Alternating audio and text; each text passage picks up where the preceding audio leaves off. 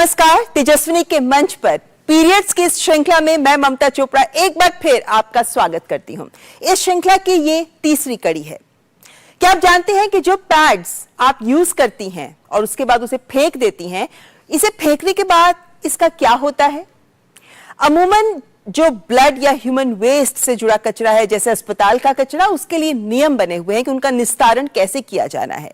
लेकिन पैड्स को लेकर, सैनिटरी पैड्स को लेकर, चूंकि आम लोगों को जानकारी नहीं होती, इस वजह से जब आप इसे फेंक देती हैं और गलत तरीके से गलत जगह पर फेंकती हैं तो ये नदी नालों तक पहुंच जाते हैं और मिट्टी और पानी के प्रदूषण का एक बड़ा कारण बन जाते हैं। समस्या कितनी गंभीर है इसका अंदाजा आप इस बात से लगा सकते हैं कि एक संस्था ने अनुमान लगाया है कि एक साल में भारत में ही लगभग 1200 करोड़ सैनिटरी पैड्स प्रयोग किए जाते हैं, लेकिन इनमें से ज्यादातर इनका निस्तारण नहीं हो पाता, यानी ये नष्ट नहीं होते, प्राकृतिक रूप से नष्ट नहीं होते। यहां तक कि जो प्लास्टिक पैड्स हैं उन्हें नष्ट होने में 500, 800, 1000 साल तक लग जाते हैं और तब तक ये हमारे वातावरण को प्रदूषित करते रहते हैं। और इन सब से हम इस समस्या से ही निजात पा सकते हैं अगर हम इस पर सोचना शुरू करें। चूंकि हम इस पर बात ही नहीं करते, इसीलिए समस्या और गंभीर होती जा रही है। इसीलिए आज हम इसी मुद्दे पर चर्चा करेंगे कि पीरियड्स का जो कचरा है उसका निपटान आखिर कैसे हो।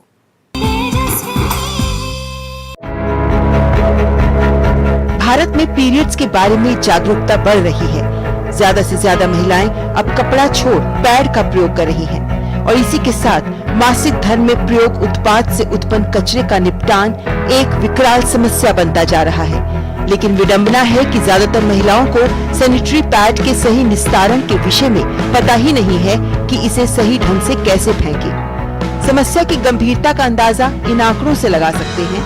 पीरियड से प्रति वर्ष 2 लाख टन से अधिक कचरा उत्पन्न होता है। पीरियड्स के कचरे में 90% प्लास्टिक कचरा होता है।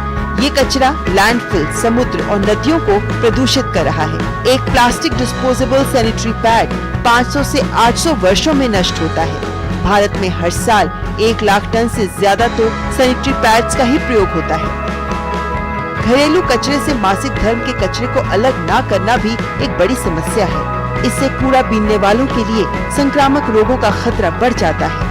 मासिक धर्म के कचरे के लिए अभी देश में निस्तारण के 2 तरीके प्रयोग किए जाते हैं, बरी और बर्न, यानी गाड़ देना या जला देना। ये अल्पकालिक समाधान तो हो सकते हैं, लेकिन दीर्घकालिक हल के लिए सरल, सुलभ, आधुनिक तकनीक इजाद करना जरूरी है, जिस पर पैड केयर जैसे कई स्टार्टअप्स काम कर रहे हैं।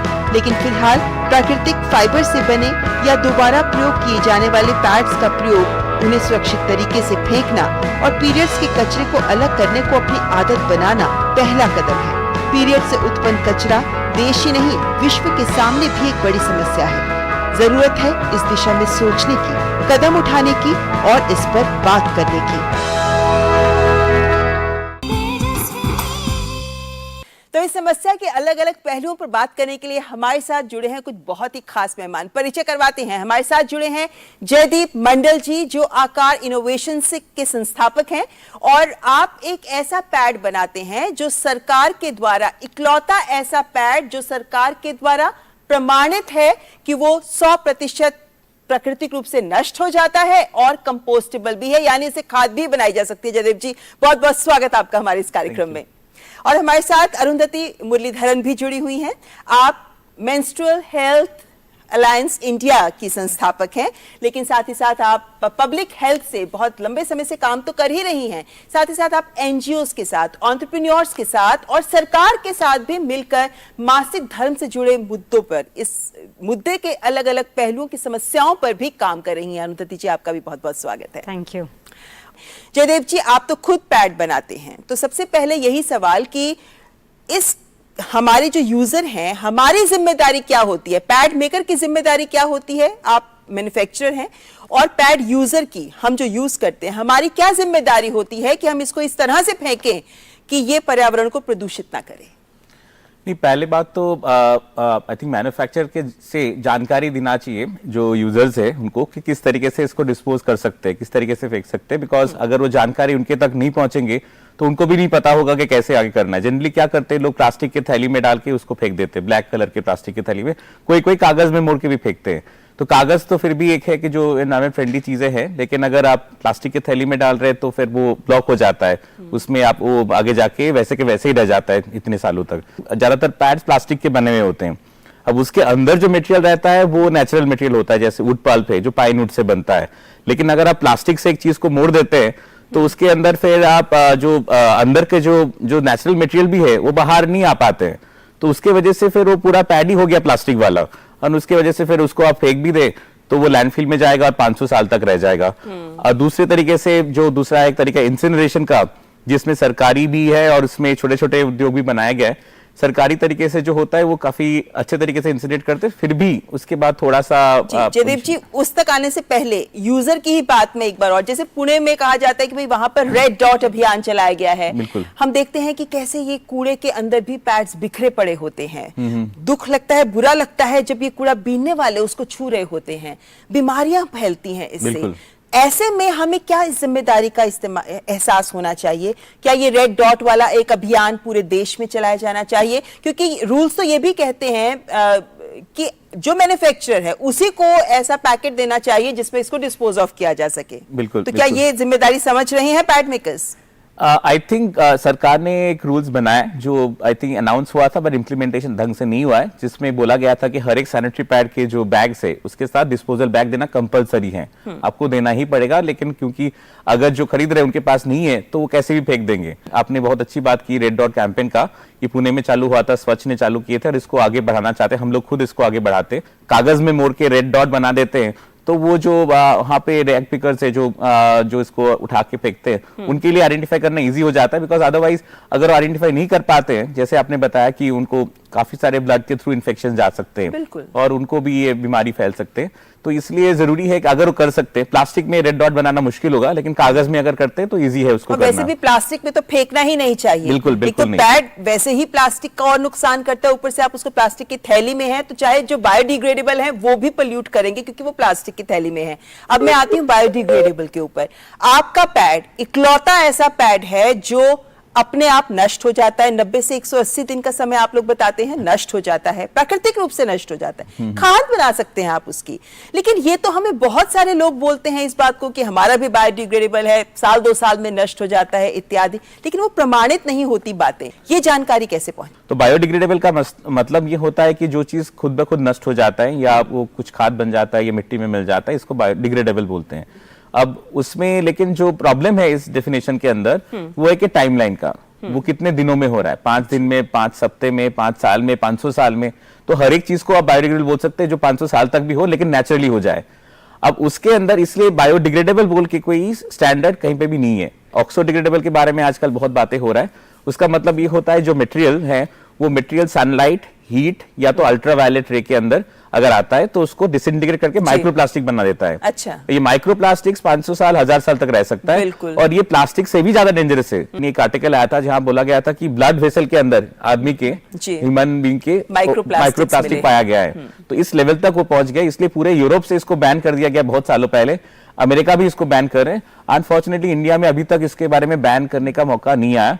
सरकार की ओर से भी नियम है कि 2 तरीके से आप पैड को खत्म कर सकते हैं, या तो आप उसको मिट्टी में गाड़ देते हैं 1.5 से 2 मीटर तक, या फिर आप उसको जला देते हैं। गाड़ने से भी मिट्टी प्रदूषित होती है, जलाने से भी गैस निकलती है। क्या हल, क्या समाधान इसका? फिर आपने बहुत अच्छा सवाल पूछा है। देखिए क्या है ना कि हमारे पास अभी निपटान के लिए कोई परफेक्ट सोल्यूशन नहीं है हमारे पास। हमारे पास अलग अलग प्रकार के सोल्यूशंस हैं। सैनिटरी पैड का वेस्ट को हम कैसे कम कर सकते हैं? एक जो है कि हम अल्टरनेट प्रोडक्ट्स का इस्तेमाल कर सकते हैं, जैसे अभी इंडिया में मेंस्ट्रुअल कप्स आए हैं, कपड़े के बने हुए अलग अलग प्रकार के पैड्स आए हैं, मेंस्ट्रुअल अंडरवेयर है, पीरियड पैंटीज हैं।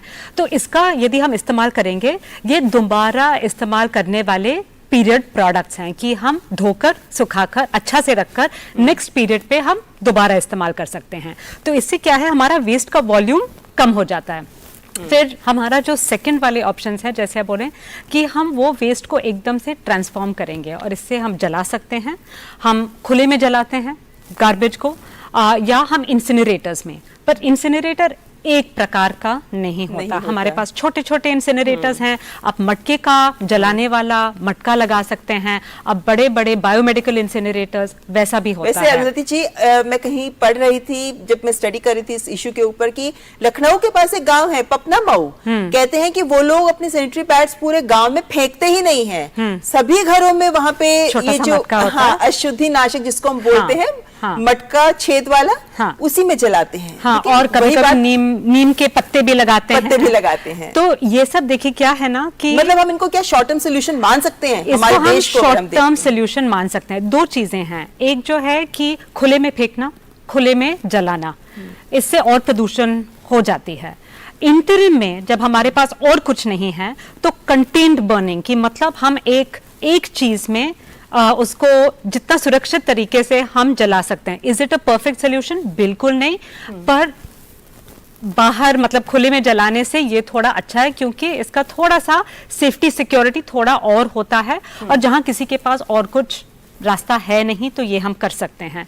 सिमिलरली जैसे आपने बोला कि गड्ढा खोद के हम इसको जमीन में दफनाते हैं, ये भी हमारे लिए एक इंटरिम सोल्यूशन है कि एक जगह में पुराना ड्रम लेके या आप ईंट के साथ या कंक्रीट के साथ आप ऐसा एक चेंबर बनाकर आप उसमें पैड्स डाल सकते हैं, गीला कूड़ा डाल सकते हैं, सूखे पत्ते डाल सकते हैं, और ये धीरे धीरे जैसे जयदीप ने बोला धीरे धीरे इसका डिसइंटीग्रेशन होगा। बायोडिग्रेडेबल पैड्स जो है उन्हीं को इसमें डाल सकते हैं ना, ये जो प्लास्टिक पैड्स हैं उनका भी क्या ये सोल्यूशन हो सकता है? आप डाल सकते हैं, पर ऐसा नहीं ये कंपोस्ट नहीं बनेगा। धीरे धीरे इसका डिसइंटीग्रेशन होगा, ठीक है, ये ब्रेक डाउन हो जाएगा, पर ये कंपोस्ट बिल्कुल नहीं बनेगा। तो हम इसको अपने किचन गार्डन में या खेत में हम नहीं डाल सकते हैं, बट एटलीस्ट ये बाहर खेतों में डालना, तालाब में डालना, एटलीस्ट हम वो तो नहीं कर रहे हैं कि एक कंटेन्ड जगह में हम कर सकते हैं, क्योंकि हमें गांव की बातें, स्लम्स के बारे में भी हमें सोचना है जहां ये सब सुविधाएं नहीं है।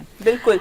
यहाँ पे मैं वो ग्राम पंचायतों की ही बात करना चाहती हूँ, क्योंकि हम शहरों की बात करते हैं तो जाहिर है कि शहरों से हमको फिर भी कुछ ना कुछ जानकारी मिलती है, लेकिन गांव में दूर दराज में सरकार तो कहती है कि हमारे पास स्कीम है कि हम ग्राम पंचायतों तक भी फंड्स देते हैं कि वो इंसिनरेटर्स, जिनको हम हिंदी में कहें तो भट्टी, इंसिनरेटर्स लगा सकते हैं जहां पे जलाने के कोई काम किया जा सके। तो क्या ये वाकई काम हो रहा है? आई थिंक बिल्कुल हो रहा है। जैसे कि गवर्नमेंट ऑफ कर्नाटका, उनका एक वो भी ग्राम पंचायत तक वो सपोर्ट दे रहे हैं, पर उन्होंने थोड़े अलग तरीके से किया है। एक्चुअली जो सरकार है कर्नाटका का, उन्होंने एक काफ़ी रोबस्ट प्रोसेस से उन्होंने कुछ इंसिनरेटर कंपनीज को आइडेंटिफाई किया गया है। अच्छा। जो हमारे सेंट्रल पोल्यूशन बोर्ड के जो नियम होते हैं इंसिनरेटर्स के लिए, उसके हिसाब से ये कंपनीज ने जो भी सर्टिफिकेशन दिखाना था उन्होंने किया है। उन्होंने इन इंसिनरेटर्स को टेस्ट भी किया है। अच्छा। और फिर शॉर्टलिस्ट करके ग्राम पंचायत तक उनके नाम दिया है एंड फंड्स भी दिया गया है। तो ये बहुत महत्वपूर्ण बात कही आपने कि इंसिनरेटर्स लगा देना एक बात है, लेकिन गुणवत्ता पूर्ण लगाने, ताकि क्वालिटी वाला है, क्वालिटी वाला है, ताकि जो गैस के एमिशन है वही तो हमें रोकना है कि कम से कम प्रदूषित गैस निकले, ताकि ये सेफ हो हमारे लिए। कहा जा रहा है कि चाहे हम तेलंगाना की बात करें, आंध्र प्रदेश, तमिलनाडु इत्यादि जो दक्षिण भारत के राज्य हैं, वहां पर तो इस दिशा में कदम उठाए जा रहे हैं, लेकिन पूरे देश को बल्कि पूरे विश्व को इस दिशा में सोचना होगा, क्योंकि कटु सत्य यह है कि बहुत सारे देश ऐसे हैं जहां इस समस्या पर गंभीरता से सोचा तक नहीं जा रहा। काम तो अलग बात है, लेकिन फिर भी इनोवेटिव सॉल्यूशंस भी वक्त के साथ हमारे सामने आ रहे हैं। ऐसा एक इनोवेटिव सॉल्यूशन भारत में भी एक स्टार्टअप ने शुरू किया है। क्या है ये इनोवेटिव सॉल्यूशन, बताएंगे आपको इस ब्रेक के बाद।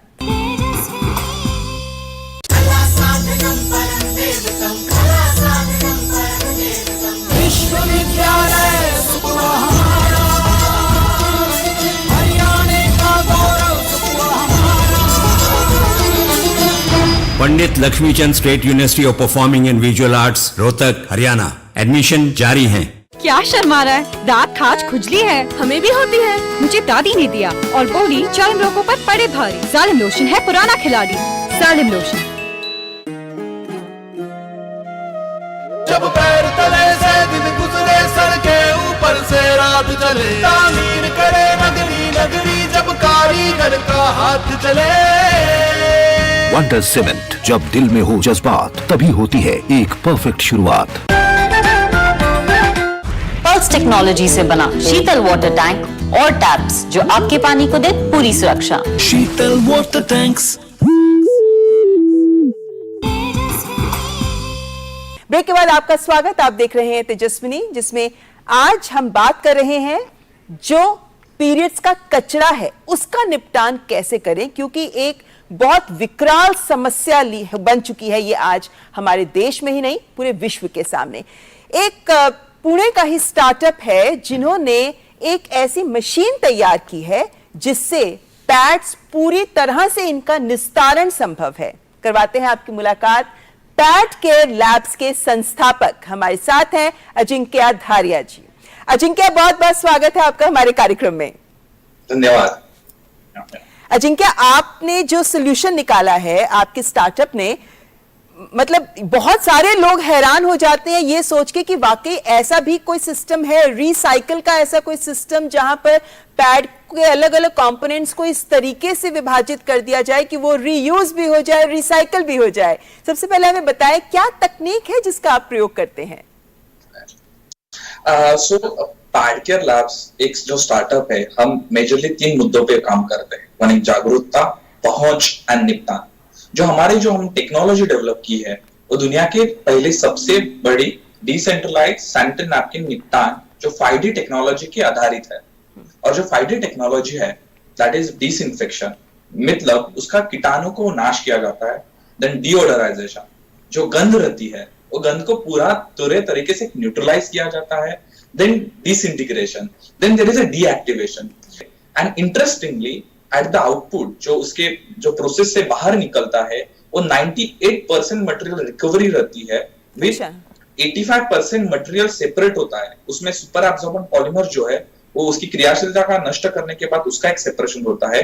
प्लास्टिक अलग चेंबर में आता है एंड ए वुड पल्प जो आपका जो पूरा मॉडल है वो ये दिखाता है कि किस तरीके से आप यूज्ड पैड्स को, जो कचरा होता है, आप उसको पूरी तरह से रिसाइकल और रीयूज कर सकते हैं। लेकिन आपके मॉडल की एक खास बात, क्योंकि हम पहले स्टेप की भी बात कर रहे हैं, जो यूजर्स हैं उनकी जिम्मेदारी। आप लोग जो पैड कलेक्ट करने के लिए जो मशीन का इस्तेमाल करते हैं उसकी भी क्या खासियत है? क्योंकि सुना यही गया है, जैसा आप पैड के लैब्स की तरफ से कहा जाता है कि उसमें दुर्गंध नहीं आती, बैड स्मेल बिल्कुल नहीं होती है।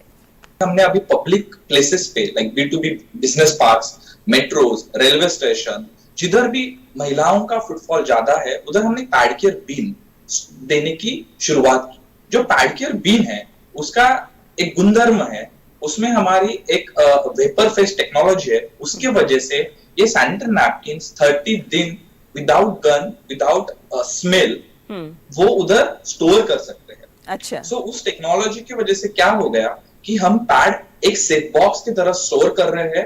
कुछ दिनों के बाद हम उसको पिकअप कर रहे हैं और हमारे सिस्टम में उसको रिसाइकल करके उसको एक वुडपल का उसका सेग्रीगेशन किया जा रहा है, और जिससे हम जो paper packaging, moulded packaging, paver blocks, biofuels, then recently rayon manufacturing में भी इसका यूटिलाइजेशन हो रहा है।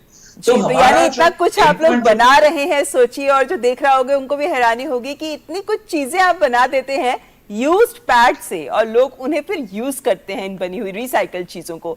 लेकिन अजिंक्य, क्योंकि ये एक ऐसी तकनीक है जो मुझे लगता है कि अगर देश के कोने कोने तक पहुंचे तो ये समस्या ही पूरी तरह से खत्म हो जाए। लेकिन चूंकि आपका स्टार्टअप है अभी, तो किस लेवल तक आप लोग काम कर रहे हैं? क्या आपका ये भी लक्ष्य है कि आप सरकारों तक भी पहुंचे, कॉर्पोरेशंस के साथ भी काम करें?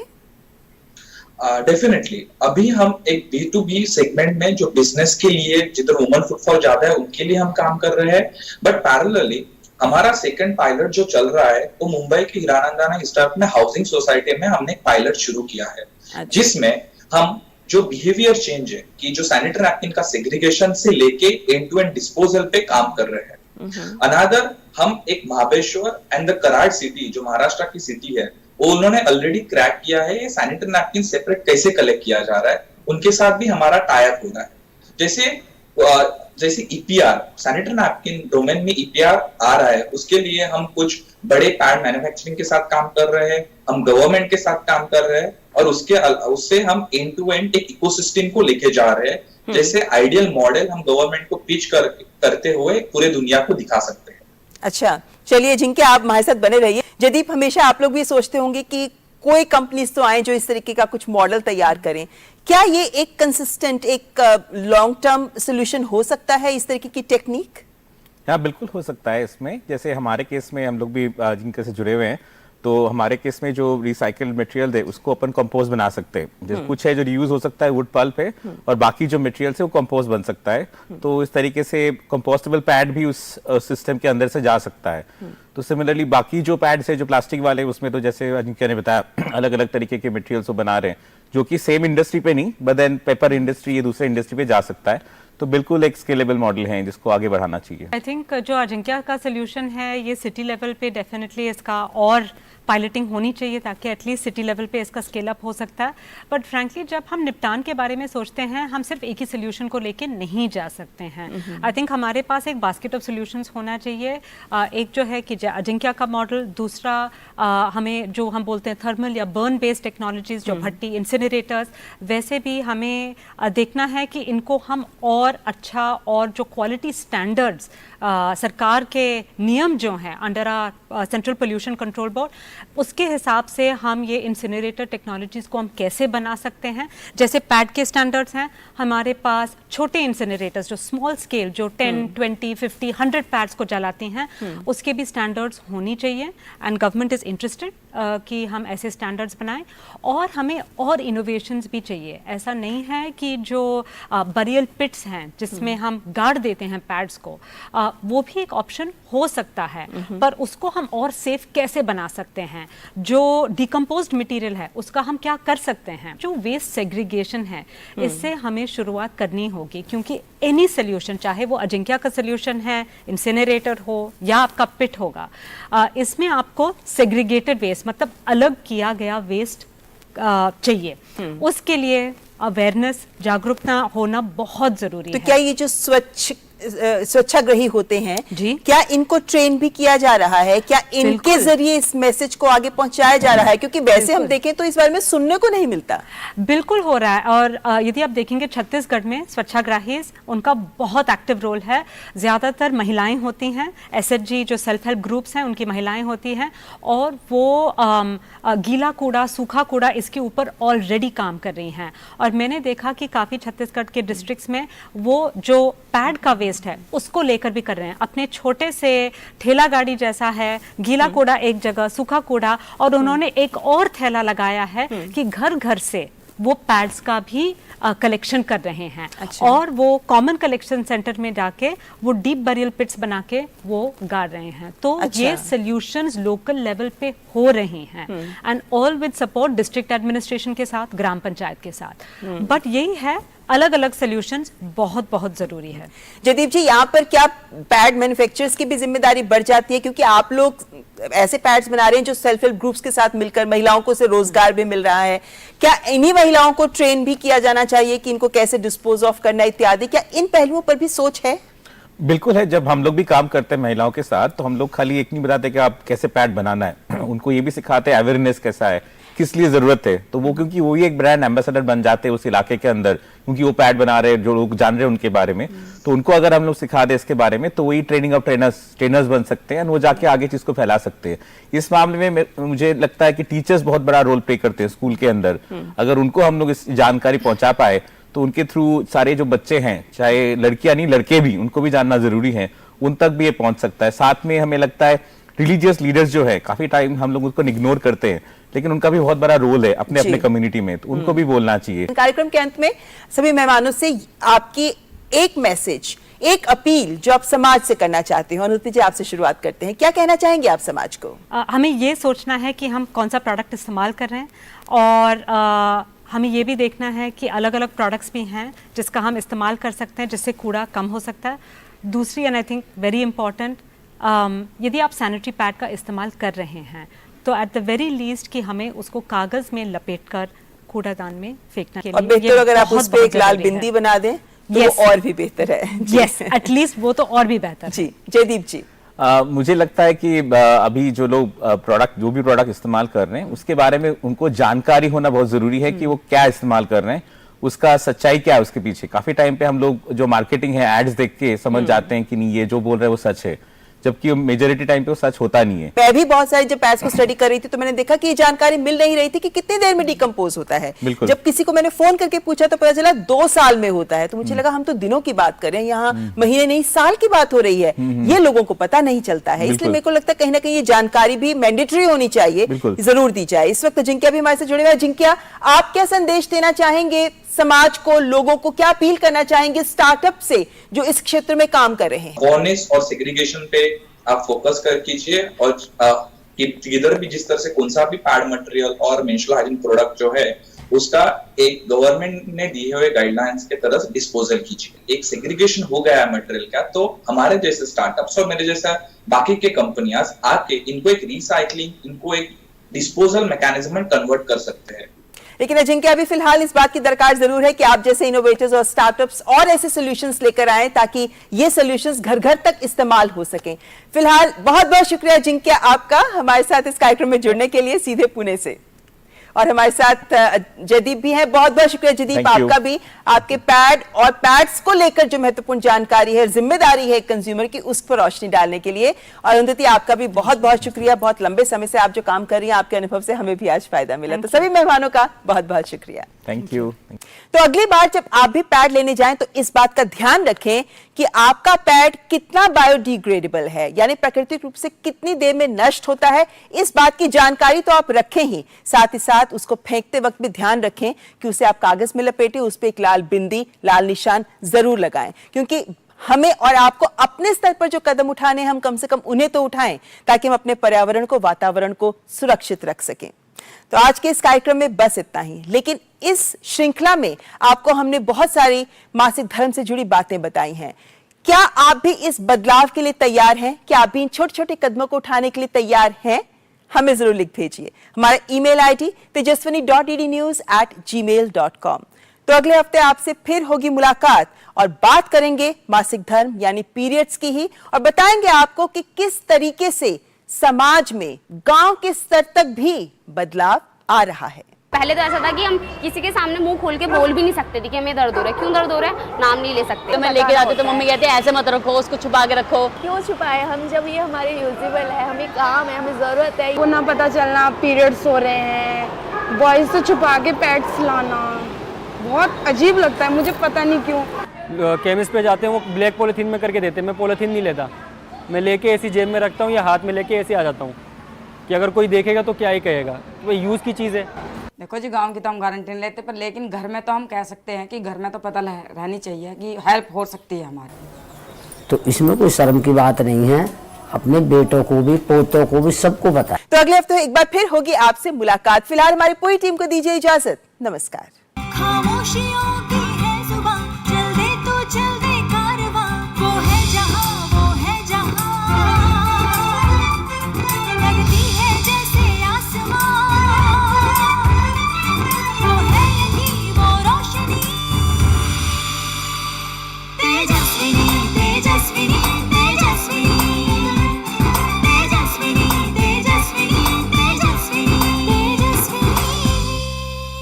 तेजस्विनी के प्रायोजक थे वंडर सीमेंट। जब दिल में हो जज्बात तभी होती है